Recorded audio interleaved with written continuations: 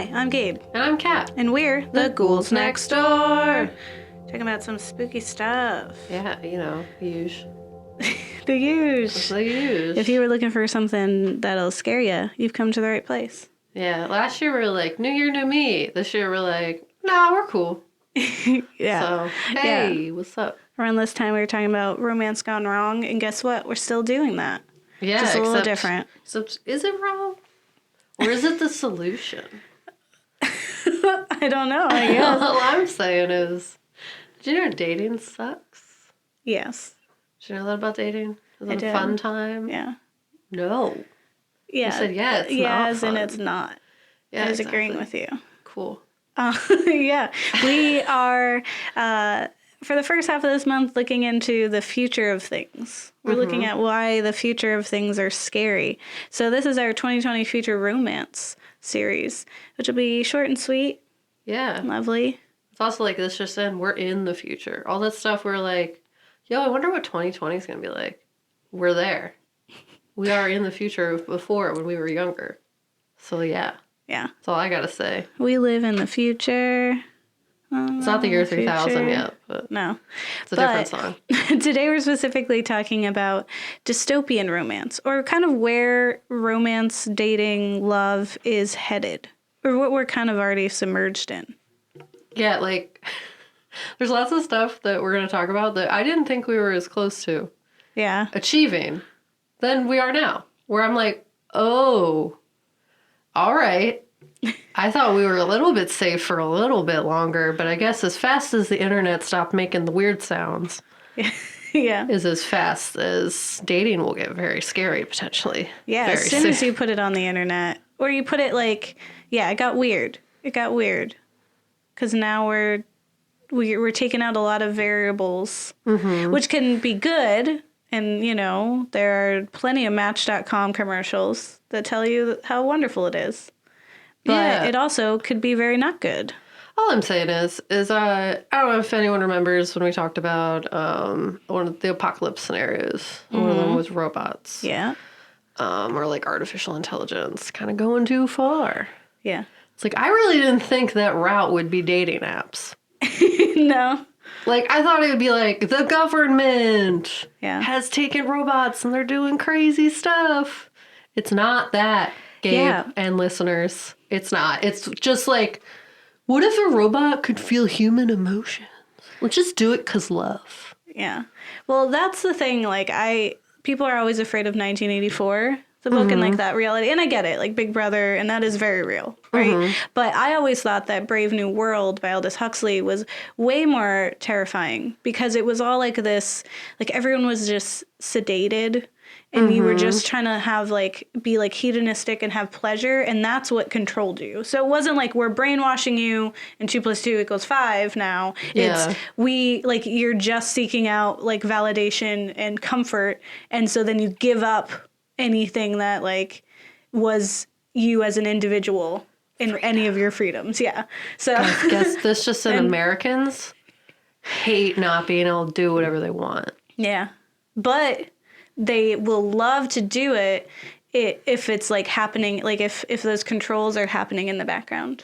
That's software. Real. Like if it's we don't know the details. Yeah. If you trick them to think it was their choice. Oh yeah, no, that's really real. And that's what online dating is. Yeah, facts. We tell you facts. All the facts. Yeah, facts. Still facts. About that spooky stuff. Yeah, spooky stuff.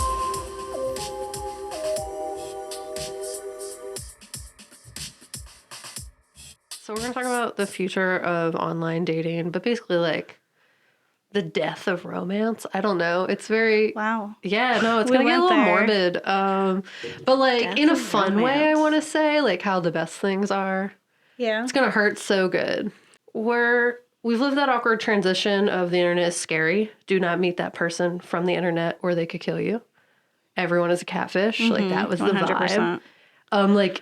Your friends would call your mom if they knew you were going to meet that guy you'd been talking to in a chat room. Oh my God. It was a serious thing. That's terrifying. There's a ton of Lifetime movies about it. Yes. And we've transitioned into definitely invite that person that you met on the internet to like maybe your house. Like find love. It's totally cool. To your house. Yeah. At some random hour in the night. Yeah. Just like, it's totally not gonna end in murder. It's just like, you know what? By not doing that, you're not giving love a fair shot. So maybe you should take a chance. Like maybe he's a serial killer, but also maybe he's the love of your life. Maybe he's both.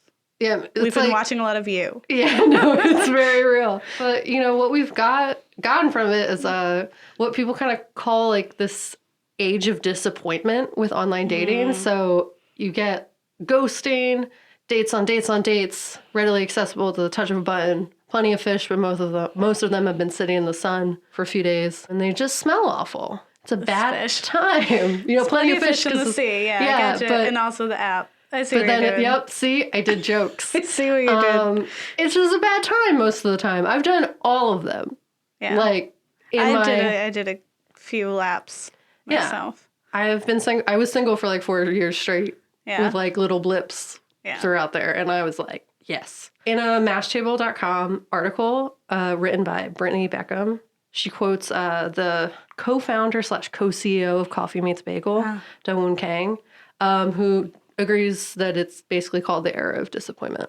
This is the dating era of disappointment. Yeah. They're like noticing that like the inauthenticity of online dating, like you kind of swipe, it's very, what's the word? Shallow, I guess, or just like superficial where you're like, oh, they're cute. I'll talk to them. Yeah. And it's like, you don't really care what their personality is. Little blurb that they said about themselves. Yeah. Which says a lot about you. Yeah. And I mean, honestly, I don't know. You knew I'm an introvert. So like that stuff is really exhausting. Yeah. It's basically an endless small talk engine in genuine conversation where it's like, hey, what do you do?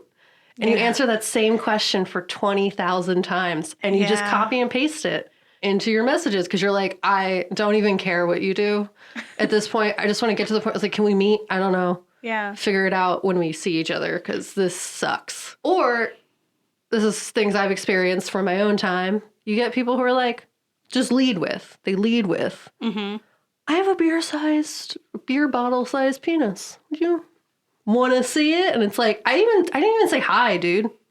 Yes, like I swiped right, but like, ew, you should not lead with that. Or like I had another guy who like made a joke about sunglasses, like what sits lower on your face than sunglasses.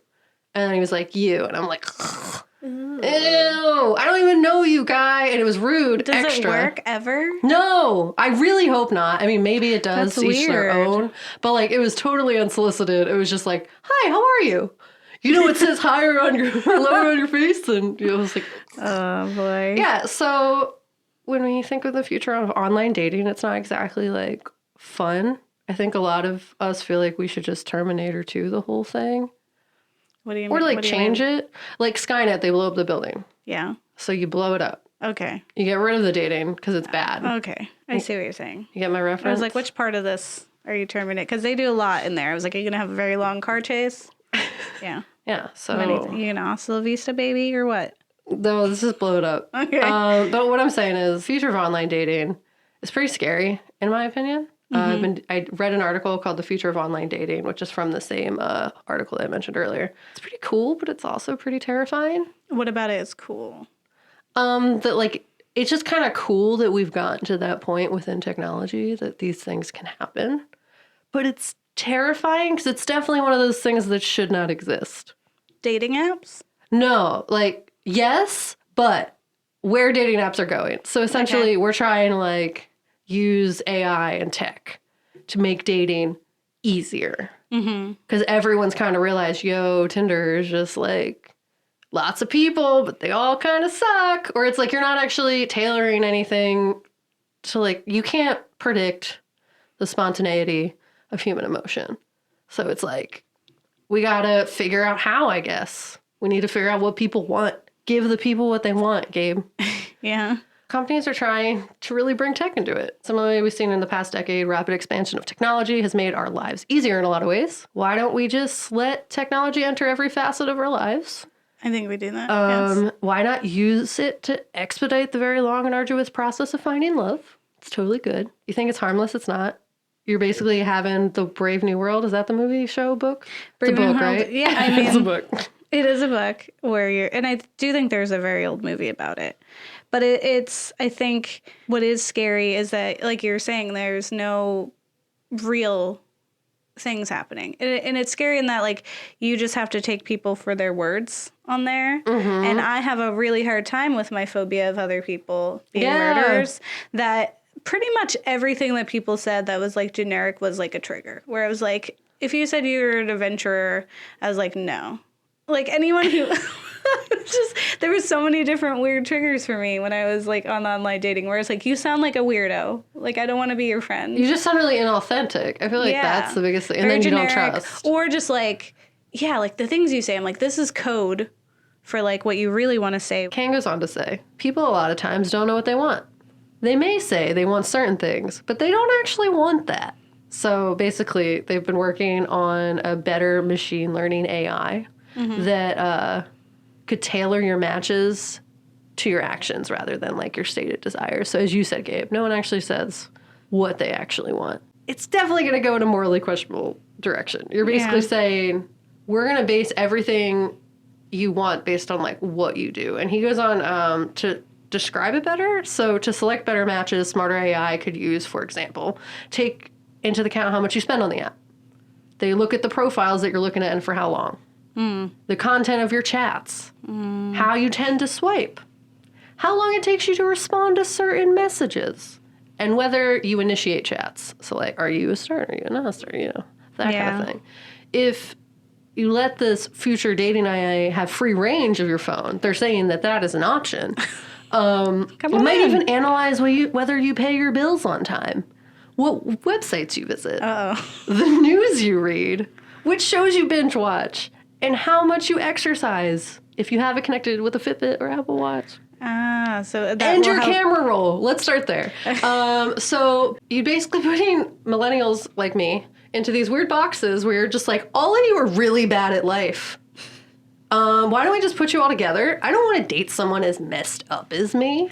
Yeah. Like, my credit is trash. That doesn't mean I can only date people with trash credit. That's not how dating works. If anything, like, I feel like, one, I don't want to be judged, but then, like, two, you're pursuing someone for the wrong like, you're trying to match them up with someone who's not going to make them want to change in any way. Yeah. Just because you like to exercise doesn't mean you need to date someone who likes to exercise. Yeah. Maybe you don't like to exercise and you'd love to date someone who does, so that maybe you exercise more. Yeah. Maybe you Opposites go for... attract. Yeah. And robots don't seem to understand that. Yeah. That's what I'm saying. And I just feel like you're going to get people matched together who are very much, like, in the same space. And that doesn't motivate, like, you to try harder. And it also, like, I feel like it's very Lobster-y, the movie that we watched, in that, like, you're matching people up who have the same thing going on. So you're basically, like, eliminating any spontaneity, but then also, like, chances that you could meet people outside of your own social sphere. Well, I think like if it's looking at what kind of people you're looking at when you're on the app and how much time you spend, then it might be able to pick up if you are attracted to people who are, like, different from you. I mean, that's true. And then maybe they're in their app and they're like, this person doesn't exercise at all. Perfect. Here you go. I mean, in some ways, yes, I could see how it might do what you want, but I feel like also people sometimes, as they'll say they don't know what they want, they'll look for people who they might not. And then some want. people don't have a type. Yeah. So it's like, how do you judge who's your type? You don't even know. AI with improved photo detection could one day pinpoint interests that might not be outlined on your profile based on facial recognition. To find your type. Yeah. So data collected from everyone else's matches, both successful and unsuccessful, could help you improve your matches too. So it just really much reminds me of the Black Mirror episode, Kill the DJ. Hang the DJ. Hang the DJ. Well, you know. But it's basically like, so you're telling me you're going to match me with all these different people and judge my face of how I like them. I feel like it just means, like, you have a robot telling you who you like instead of deciding who you like yourself. I see, yeah. You know what I'm saying? It's like you tend to match with blondes. And it's like, okay, well, maybe I'm just into blondes this month. I watched a movie and there was a blonde protagonist in it. And so I thought maybe. But that's not always what I'm doing. Yeah. Yeah. So you get it. I get it. But then also it keeps going where it's definitely a lot more like Hang the DJ. There's a AI being created called AIM, but not the kind that we knew and love. It has an extra M. It has an extra M, which is a like Siri-like voice-activated dating app. Talks to you. That has 1,000 users in Denver, and it's planning to expand to the rest of the U.S. In the coming months. But it's basically like an AI matchmaker, kind of like how we saw like the little thing in Hang the DJ with the circle, and it talks to you and tells you. Coach, exactly. So it asks you questions for a week before sending you matches. Along with those suggestions come a personalized photo tours, audio snippets of your match describing their perfect date or telling an embarrassing story from childhood. So there's no tapping or swiping. Once you and your match have agreed to chat, AIM will set up a phone call, which sounds like my worst nightmare. And you decide from there whether or not you want to meet. A phone call? Like, I already hate to use the phone in general. Like, I have anxiety attacks. Like, working up the energy to talk to people I, like, shouldn't be stressed about talking. So, like, I feel like no one likes to talk on the phone anymore. You're not going to get young people with that. Young people text. They don't, or they FaceTime, I guess. But, like, you know, they're not calling each other. But basically, it's like trying to create something that's human. So the guy who created it, Kevin Teman? Mm-hmm. One of those. Basically, he didn't set out to build an AI necessarily, is what he says. I set out to build something like a human. Mm-mm. And he said, adding that AIM remembers your previous answers. Like, it's like, you could use this for therapy, I guess. Like, in some ways, it has interesting components. But in a lot of ways, it sounds like it's like coming for you. You know what I mean? Like, it just seems really weird. I feel like you're going to record a lot of information about us, and then I'm going to be really upset about it. And I'm just not going to be happy. Yeah, well, I mean, when it says that it remembers your answers and the tone and questions that you warm up to, then it definitely has those things stored, because that's how a robot's memory works. Yeah, so I mean, I don't know if anyone else remembers where we talked about Amazon and like Google saving conversations. You know that that's something that's going to happen. I just feel like it leaves us unsafe, but that's like my whole spiel. So the future is that we'll have apps listening to us and de-authenticizing. Yeah, it just puts us in weird boxes. It's basically like taking our control out of it.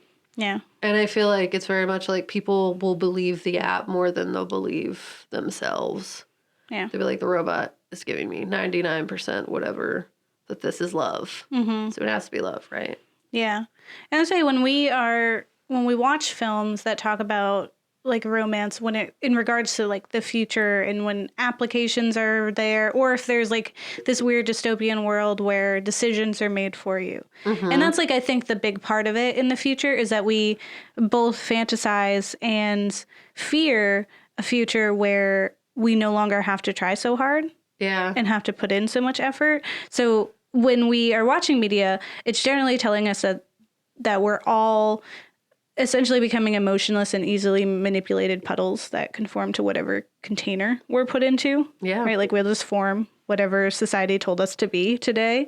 And whenever we see them, there's just these narratives that are these cautionary tales of refusing to conform to what society deems normal for dating and escaping from the clutches of technology to make your own decisions, sheeple. That's like, it's always like you have like, it's like the rest of society has become like placated and they're just like normal now and they just believe in this future.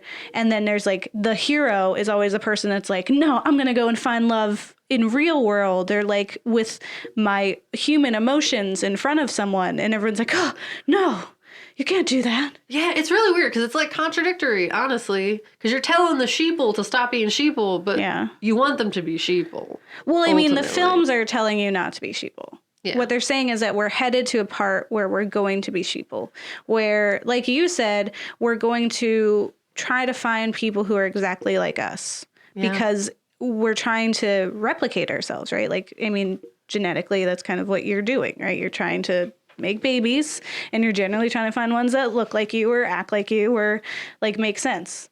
No, like, how many romantic comedies are like, he was a goofball and she was like, you know, a business lady, and it's always like the wacky antics that happen because it's so unorthodox that those two people would ever love each other, right? So like when we have films like The Lobster, which we'll talk about in our film section, we see this exacerbated, this idea of like seeking same, right? Like when you're on something like Plenty of Fish, or if you're like, that's kind of like a generic thing, right? It's just like, I'm this seeking that. Yeah. Right? And it generally is seeking same, right? You're like, I'm a career woman and I can only find time for my cats and the one person that I'm going to make time for, and he better also be a career person. Yeah. Like, or she, whatever it is, right? Yeah. And I think like the horrors that we see in the films are always like where we're removed from like where it's our decision, right? Like we're just finding clones of ourselves. Mm-hmm. Like it's no longer authentic. Yeah. In that, right? You're just like, okay, this person fulfills a need. Well, yeah, it's like a need basically that we're told we need, but also I guess like inherently we do too. Yeah, because it's less about love and it's more of like this societal thing of like population, right? So it's just like, okay, I have to go, like I have to have my child, right? Like, and especially for women, we have this issue where we have a biological clock ticking. Yeah. And apparently people forget that you can freeze eggs and that also doesn't matter. Like if you don't want children, that's also okay. Yeah. But it's just like, you have, your mother being like, hey, you're getting pretty old now. Why aren't you married? Where's your 3 kids? Like, yeah. I want grandbabies. Yeah. It's like, oh, you could wait. Like, trust me, women are having kids well into their 40s. It's really fine. You're going to be okay. But it's kind of what like steers us and is a part of like our fear, especially with women, right? It's just like we're running out of time. Yeah. And if we don't find the right person in the short amount of time we have, we're going to take every option we can get. Yeah. So if someone was like, okay, hey, I'll give you the person, I'll find the one, I'll find the soulmate, and you have to do nothing. Yeah. I'll just figure it out for you. And here they are. Like, of course, you'd be like, yeah, of course, I believe you. That sounds easier. And I'll just do it. Like, and also, it's kind of like in this way that, like, the way that people think, like, brainwashing, which I'm putting in quotations because that's not real, works in, like, cults. And how people are always like, how come they didn't leave? And it's like, if you've told yourself that this thing was true for years, even when it starts to fall apart, you don't want to believe that you were that much of an idiot, right? So you are further like steadfast in your beliefs. Yeah, because you're like, it has to be real. That's the only way that I'm okay. Yeah, there's no way I would have let this go on this long if it was wrong, right? Yeah. So if this app is telling you this is the person that you love, and then you're with that person, and then it's like after all this time, this person's awful and very clearly not the person you love, you might still be there because you're like, well, I couldn't be wrong. And even though it was the app that chose it, you chose the app. Yeah, like you do feel some responsibility. Yeah. In it. Like it tricks you into thinking you did it yourself. Yeah, That's exactly. So and it's like, so it's like, okay, what I think is very interesting and what we'll talk about in The Lobster is that he gives one of the characters gives these like ultimatums. He's like, there's 3 options you can have, right? Yeah. It was like, you can be single and get shot at. You can be turned into an animal and eventually shot, or you can pretend to get nosebleeds. And it's like, which one is worse, right? And it's like, okay, well, think about real life dating. It's like you can have this app that tells you who to love. Yeah. Right? Or you can be completely alone and you're running out of time. And once your time's up, that's it. Right? Well, because everyone's going to judge you and like think that you're weird. Yeah. Right? Or you're just like, you're going to hope and pray that you're going to find the person. Right? Like odds are you're going to just make it work with whatever person is nearest to you. Yeah. And that's kind of like what, like, it's always this kind of comparison. Like the alternative is like eternal nothingness and loneliness, right? Yeah. Versus, so you're like, of course I'll go on this app. Of course. Well, yeah. It's a very real fear of dying alone. Oh my gosh. Everyone's going to die alone though, guys. Yes. You're not going to die at the same time. The Notebook is not based on facts. It is not. It is not. And I think that's like a big part of why people gravitate towards technology, because it is easy. It already runs most of our life, right? So in these societies where we're kind of like, it's dystopian in that we're kind of just like, we trust it. with every part of our lives. Right. Yeah. Like, and we already do that now. So it doesn't make that much difference, or it doesn't seem like that big of a jump in those narratives to also trust like the rest of your life in regards to love to a device. Right. And so like we always pick up in the middle of a story where this is how everyone's just been going about it.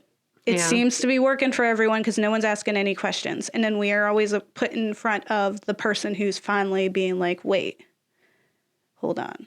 Yeah. Right. And the problem with that is when we start letting technology have a control of it, is that we do get like emotionless people who are, you know, not as like real with themselves either. Because now they're also putting up the front to like be compatible with the people they want to be compatible with, or they're just trying to like fit in and they can't think too much.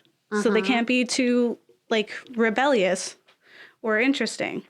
Yeah, the fear is that, like, what's worse is being alone. So, yeah. Basically, you got to be whatever you got to be so that you're not all alone. Yeah. It's called settling.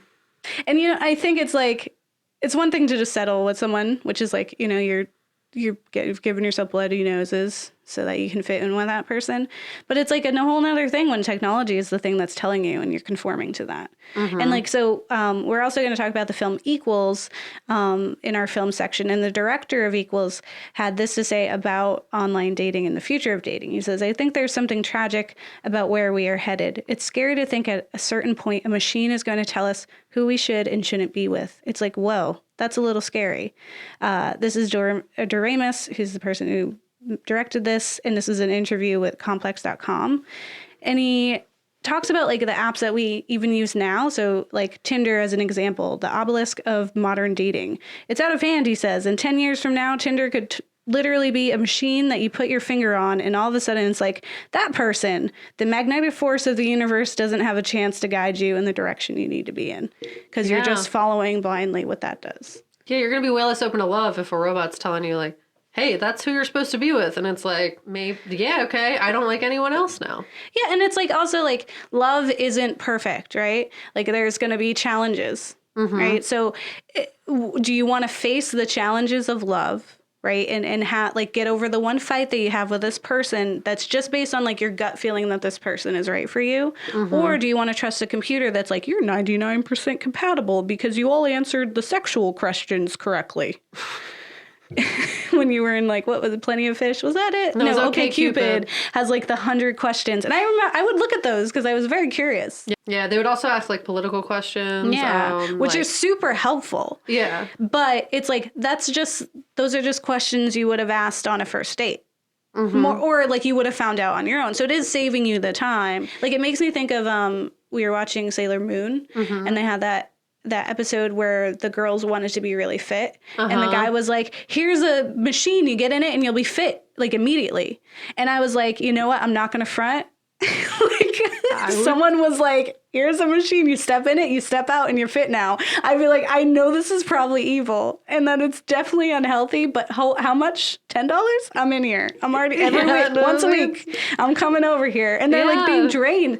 And I was like, if it is that easy, and if love were that easy, if you did have a machine that was like, we just trust machines so wholeheartedly. Yeah, we think we're safe. Everything. We always think like technology has made us safe, where it's really just like opened all of the doors into all of our things. Yeah. And we're not safe. It's just like this real false sense of security. Yeah, and we think like if we let it see all of us, then it'll have an even more honest opinion and will steer us in the right direction. But that again, it's still just watching you all the time. Like you're still giving up a security, and that's the exchange. Is like I'm giving up my like independence and security so that this app will find someone for me to love. Yeah. And that is Brave New World. Films.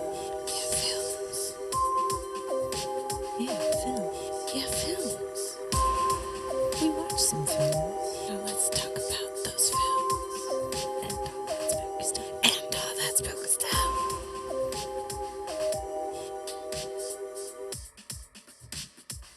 So we watched some stuff like we do. Yeah. We watched 3 things this time because there was a lot to talk about. And there's a lot we found. We just want to be thorough, man. Yeah, and I think in the future, like, dystopian dating is such an interesting topic. And so, like, the first one is from Black Mirror. So I think we're going to probably tackle a bit of Black Mirror this year, because there's quite a few topics we have where I found, like, you know, they were very interesting. This one is one of my favorites. Yeah, I agree. Same. I enjoy, and even the second time around, it wasn't as, like, exciting, but I just remember being very, like, what if? Like, what a world.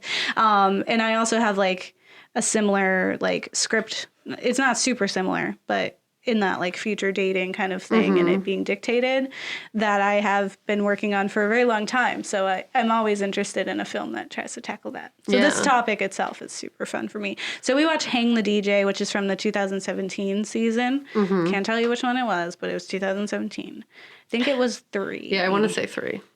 So this one's directed by Tim Van Patten, and they're all written by Charlie Brooker. Yeah. But paired up by a dating program that puts an expiration date in all relationships, Frank and Amy soon begin to question the system's logic.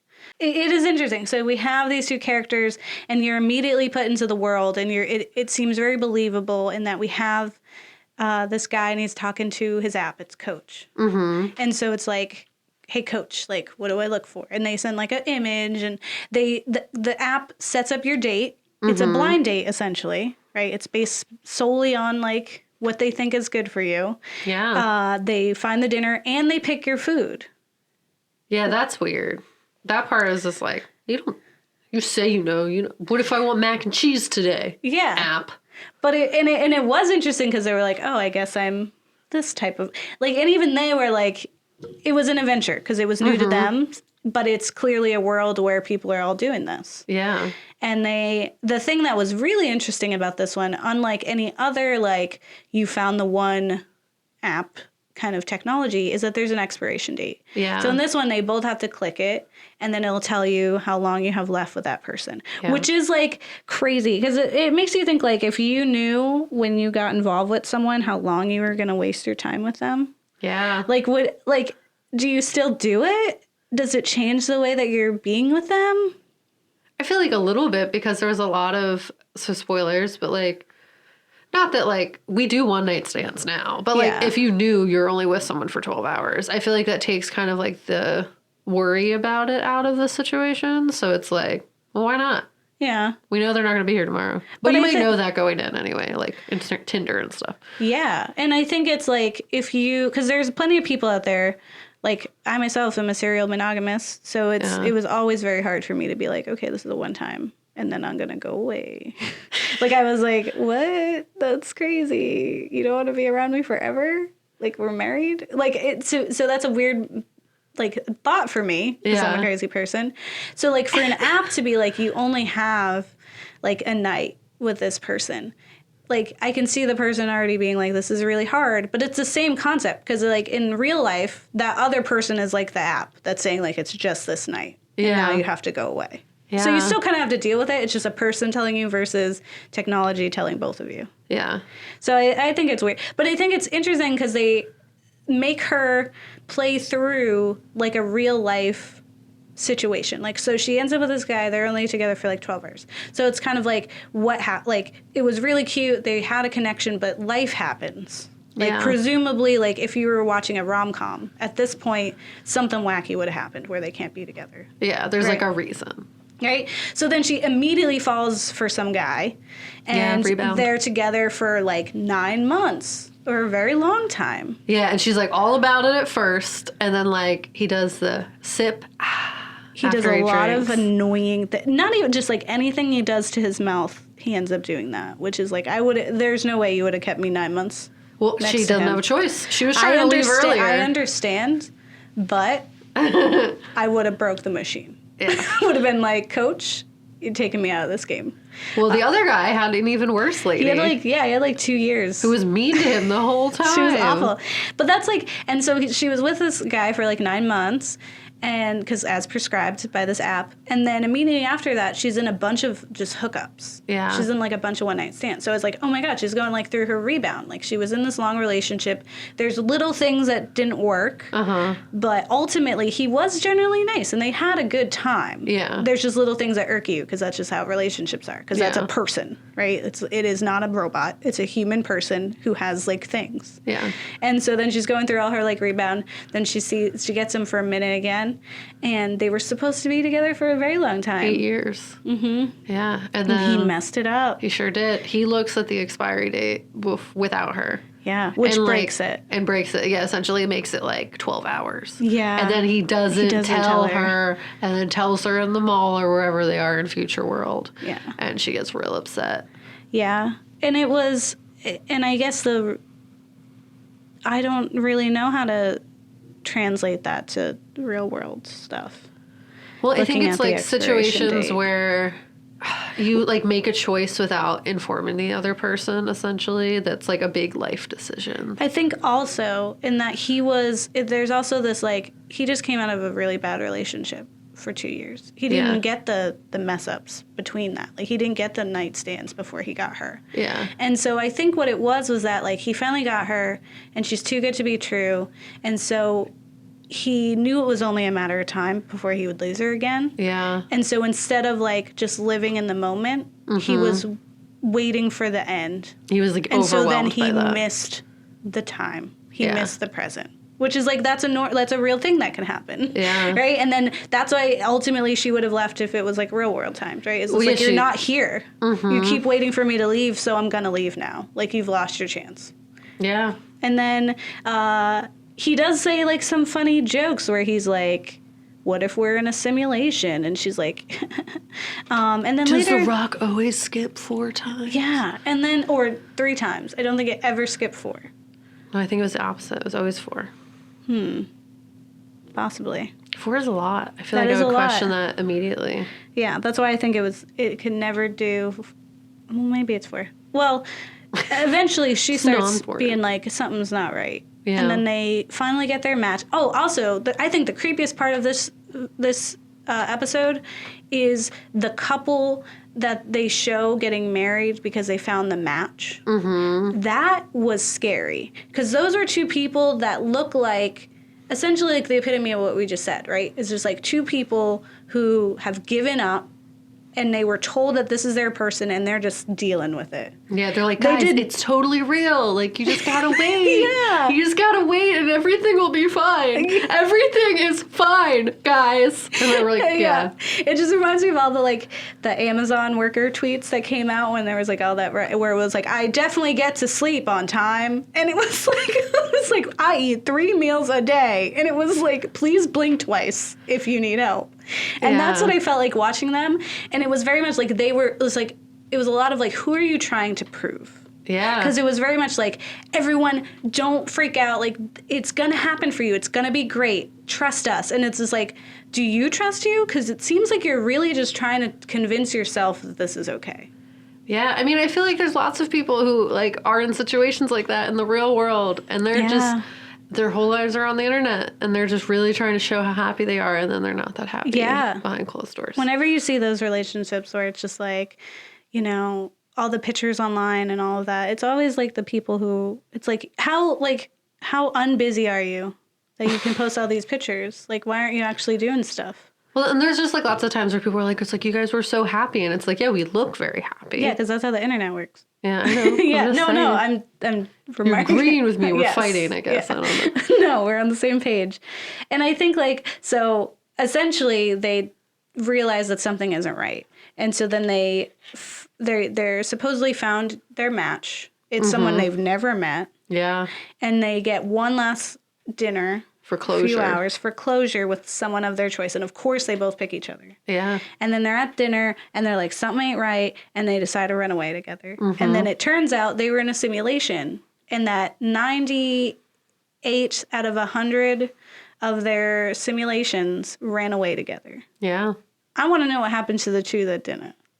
It would be a very interesting little spin-off. Yeah, to see like the 2 that just like couldn't stand each other.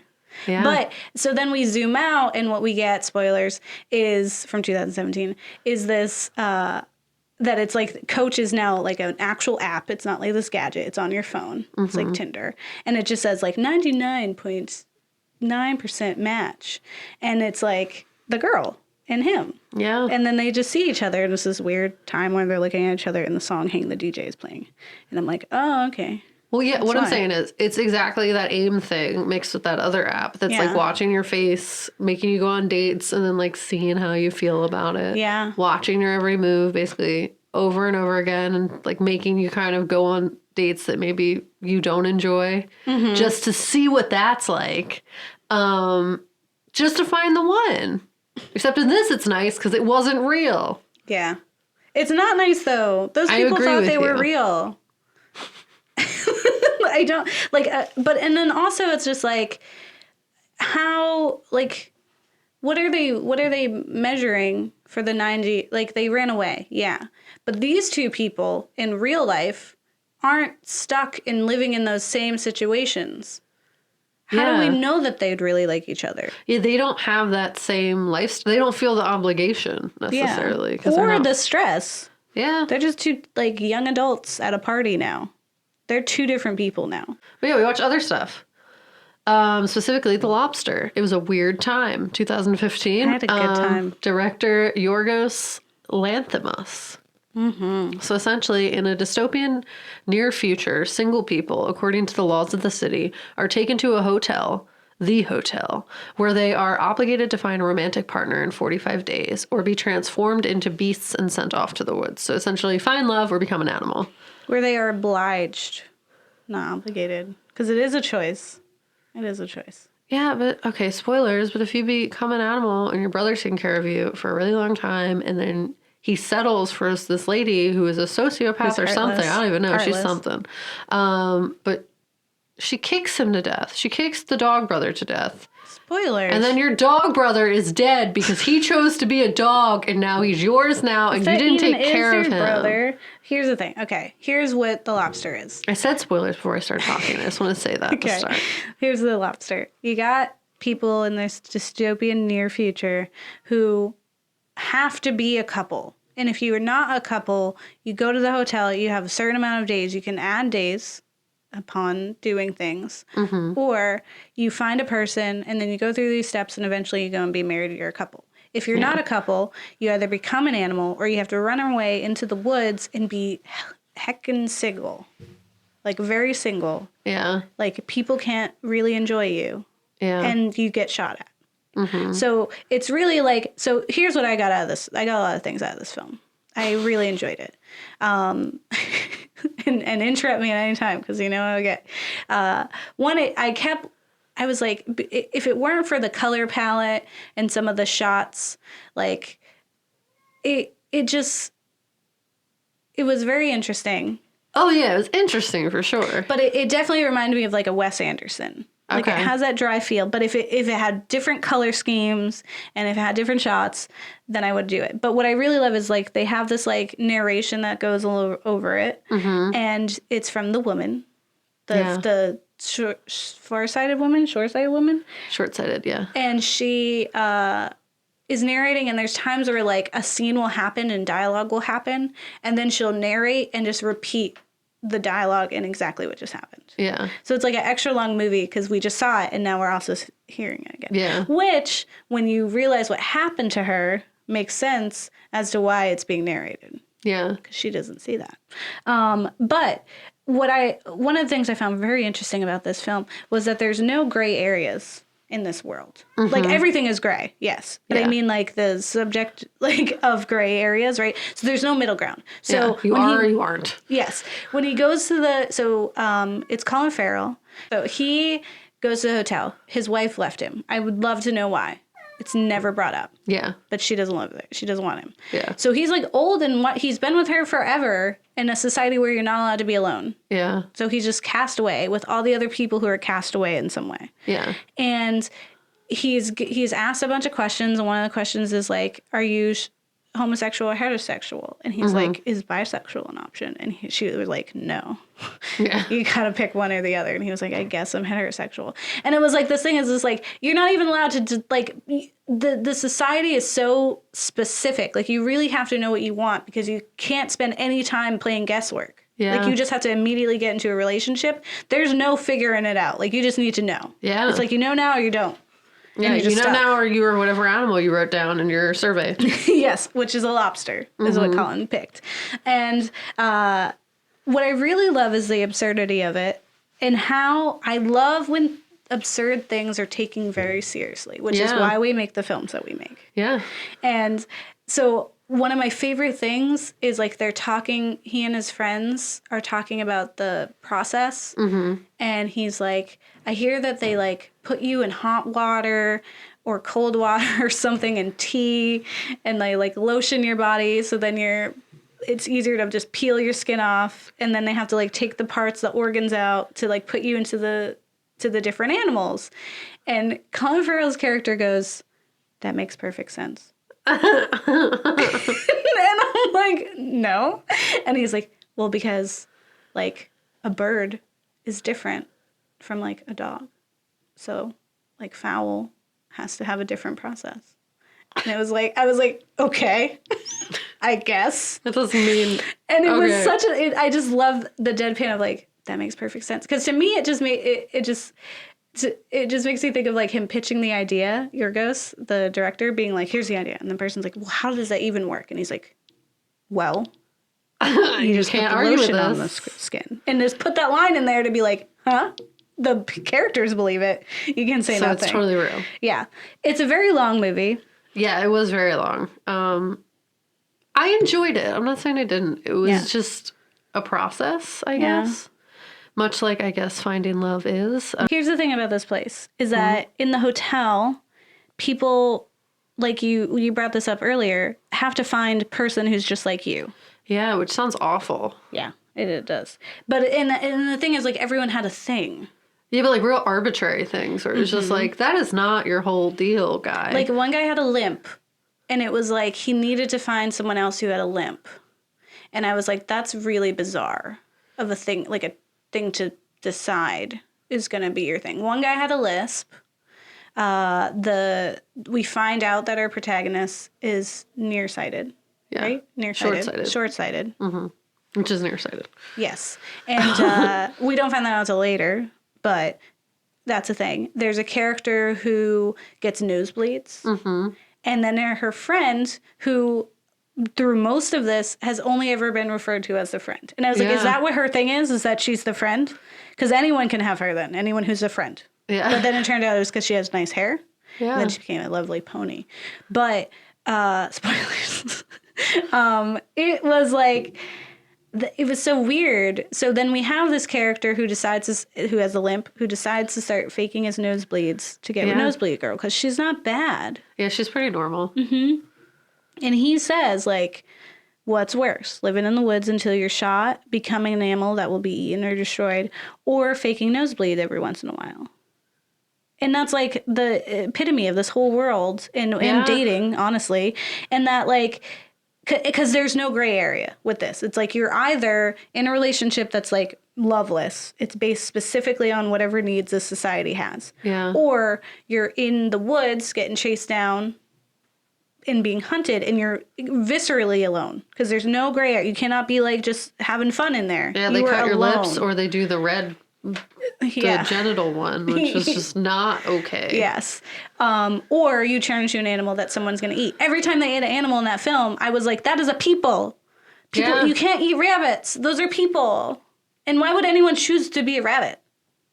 Because they multiply. Pick something that's not, like, edible. That's all I'm thinking. Like, pick something that people don't really eat. But, like, there's a lot of surprises and a lot of very peculiar things that were fun. Like, when they go to the city, they see this time where this woman is alone. Yeah. And the police come up. And they're like, her marriage license is expired by 3 months. And she's like, my husband's away. He's vacation, or he's on his business. Work business. And they're, like, checking her, and they're running her through this system like she's, like, an illegal immigrant.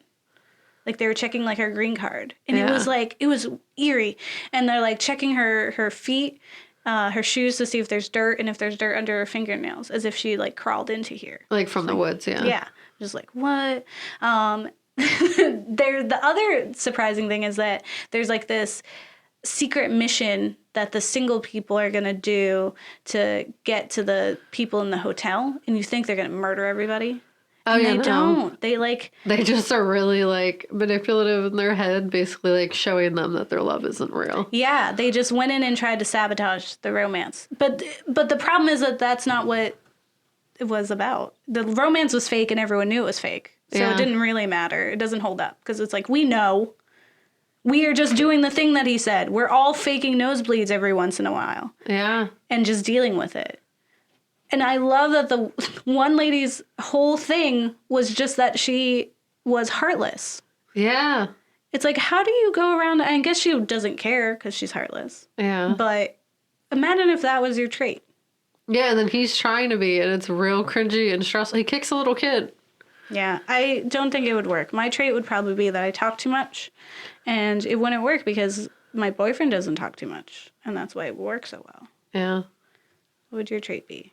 Can't breathe, wheezing. I don't want to date someone who has asthma, too. I know, that's not the thing, though. It's not a choice. We both have narcolepsy. Nothing would ever get done. Oh my God, what One a of us nightmare. has to function. We watched another thing Yeah. that we'll kind of go through quickly because I kind of didn't love it. Is I this didn't hate Equals? it, but I didn't love it, yeah. Equals, which is from 2015. In an emotionless utopia, two people fall in love when they regain their feelings from a mysterious disease causing tensions between them and their society.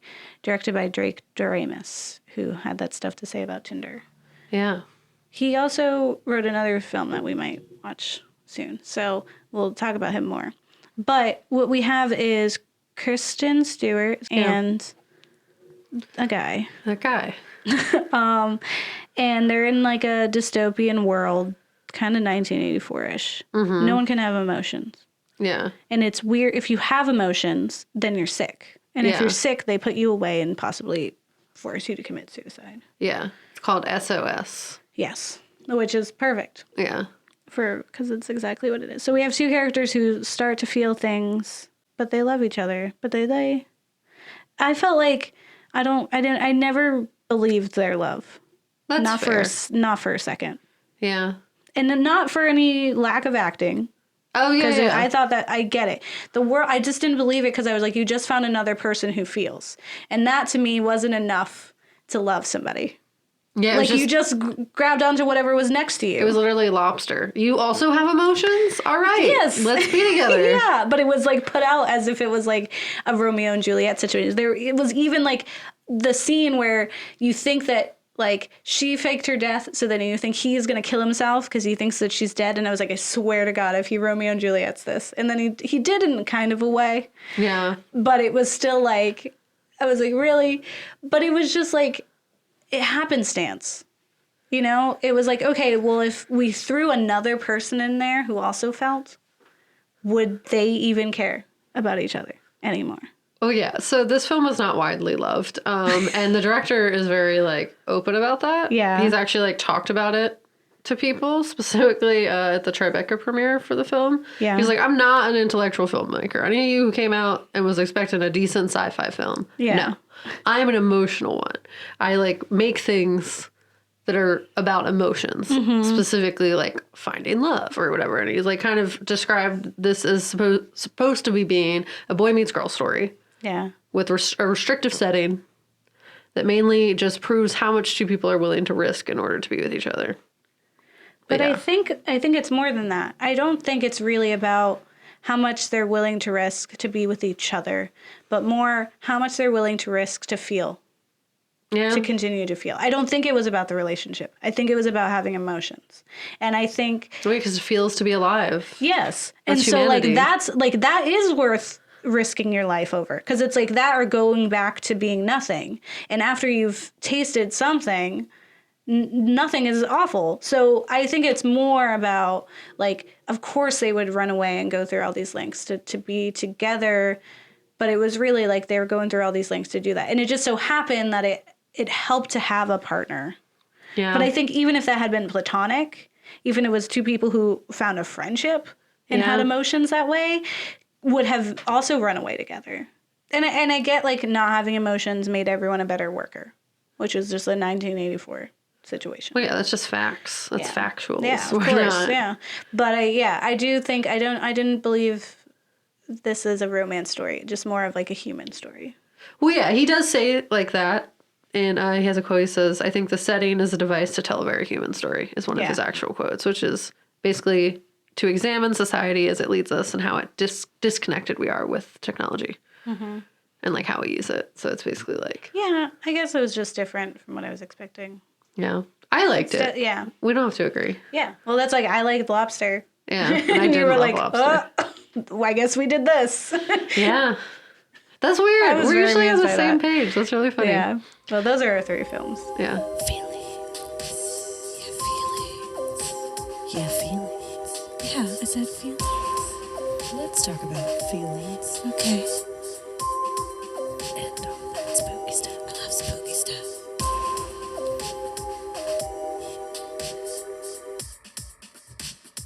All right. So if you like it, it's Coach, take me out of the game.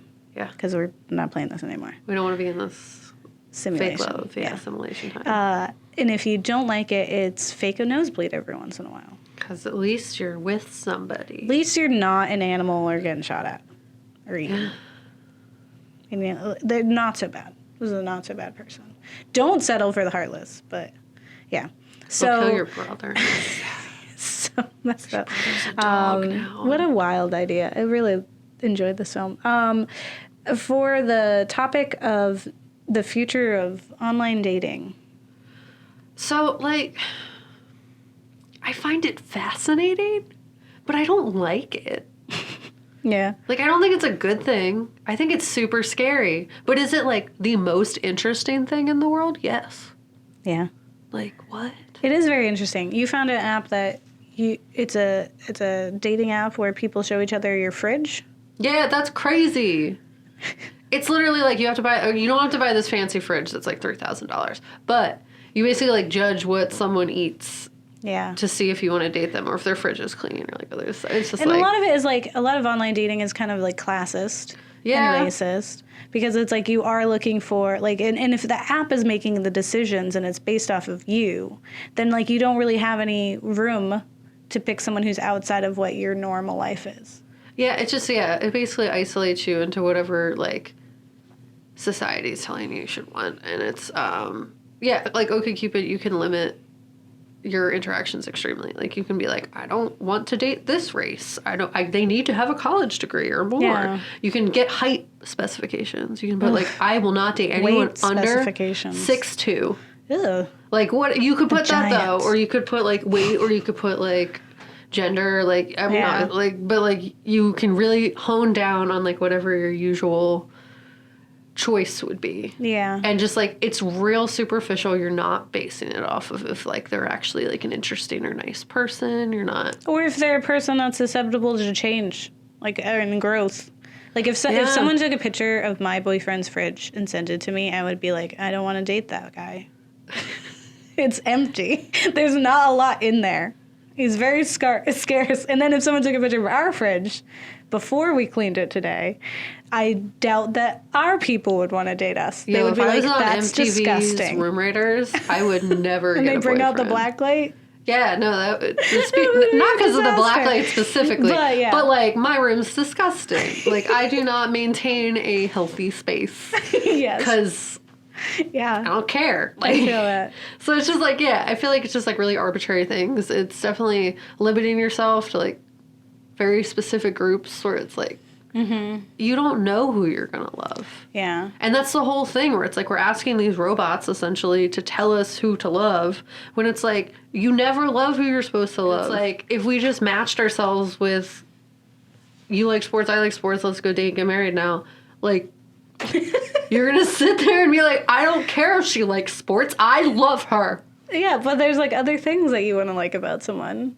Yeah. Too. Like what? But knowing that people are more than just like an activity or their fridge or like their credit score. Like, people are more than those things. Yeah. And I think that's, like, where it's kind of like in iRobot, right? When we have Will Smith's character who was upset because their robot was doing, like, just math and was like, well, you have a higher percentage chance of surviving, not this little girl, and was not putting in human emotion or, like societal situations into it, and was just doing it based off of, like, math and, like, statistics and chance, right? And that's all that dating apps are ever going to do. Yeah. So it's like, if you, like, a dating app is never really going to take into account, like, your heart or really what you need or what you want or what you might be interested in, what you might be up for trying this time. Like, yeah it's never going to do that. You can't predict human spontaneity. Like, we're always going to go against whatever the facts are, despite love is not rational or logical. It's not a percentage. Like, you can't put that in a box. Love is patient and love is kind. I mean, it's chaos. Is what I'm saying. It's like, it's beautiful chaos, and you have to just let it be. Yeah. Because robots can't just decide what you want. Well, what about the films that we watched? I thought they were fun. Yeah. So it's take me out of the game. Yeah, I agree. I didn't hate Equals. It was just like, I was like, okay. Well, I agree with you in that I think it was very much like, it was not about them being in love, but more so being in love with feeling. Yeah. And how, like, feeling is just, like, the most basic form of human freedom. And being told you can't feel how you feel is, like, and I guess, like, if you find against that freedom. Someone who makes you feel that, and if you took it out of the world of, like, no one feels anything, they did make each other feel something different. Yeah. So, okay. All right. I'll give them that. Yeah. What do you think? Are you excited about the online dating? I don't know. I think it's interesting. I think it's fun to watch and to see how it adapts. Mm-hmm. I think it'd be interesting to have something like Coach, but I'm always, and I told you, I have a script that I've been writing for years that's based on quitting what society tells you to look for and just finding it the old-fashioned way with your heart. Yeah. And that's what I'll always believe. Well, listeners, don't get married. Well, eat your kids. Yeah. Or don't get married because the app told you to. Yeah. Get married because you want to. Yeah. Real love. Yeah. Choose for your kids to be in. Yeah. Make that choice. It's all you.